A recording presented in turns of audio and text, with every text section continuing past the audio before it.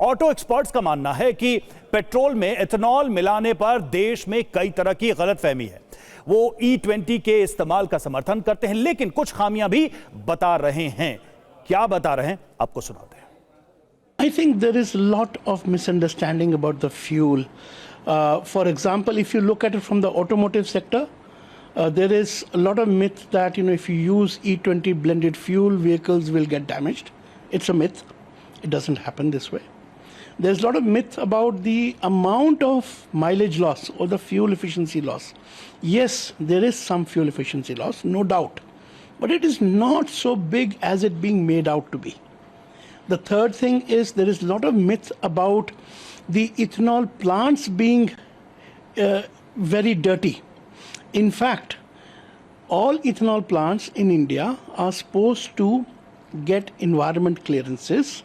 They are supposed to be zero affluent plants. तो Toyota motor के जो country head है उनका बयान आपने सुना। इधर इथेनॉल ब्लेंडिंग प्रोग्राम पर सरकार का बयान क्या है? ग्लोबल प्रैक्टिस है ये, वैज्ञानिक रिसर्च के बाद E20 यानी कि 20% एथेनॉल ब्लेंडिंग का फैसला लिया गया। E20 को लेकर सोशल मीडिया पर जो जानकारियां हैं वो गलत है। पेट्रोलियम मंत्रालय ने 10 पॉइंट्स में पूरी सफाई दी है। कार का 40,000 किलोमीटर, बाइक का 20,000 किलोमीटर का बकायदा टेस्ट हुआ है। यह तर्क आधार रखा गया है।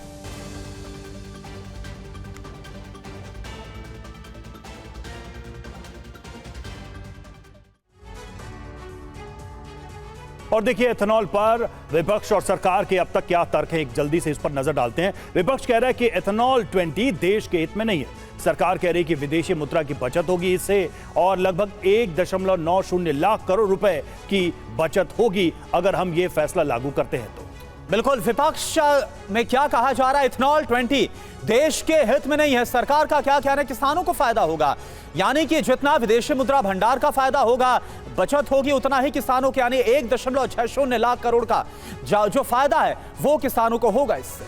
साथ ही जो कार्बन एमिशन है, कार्बन उत्सर्जन है, वो भी कम होगा और 930 लाख मीट्रिक टन एमिशन जो है उस पर असर पड़ेगा। कच्चा तेल आयात की बात करें, सरकार ये कह रही है कि कच्चा तेल आयात भी कम करना पड़ेगा, लगभग 310 लाख मीट्रिक टन। ये जो सरकार फायदे गिना रही है उसी के आधार पर इसको लागू किया जा रहा है। अब जरूरी बात क्या है, 2025 में ही 20% जो ब्लेंडिंग है इसका लक्ष्य 5 साल पहले पूरा हो गया। यानी जो कहा जा रहा है 2030 टारगेट था, लेकिन 5 साल पहले जो E20 यानी कि जो ब्लेंडिंग का जो टारगेट था वो पूरा कर लिया गया और अप्रैल से इसको पूरी तरह से अनिवार्य कर दिया गया by default across the country. अब ये अवेलेबल है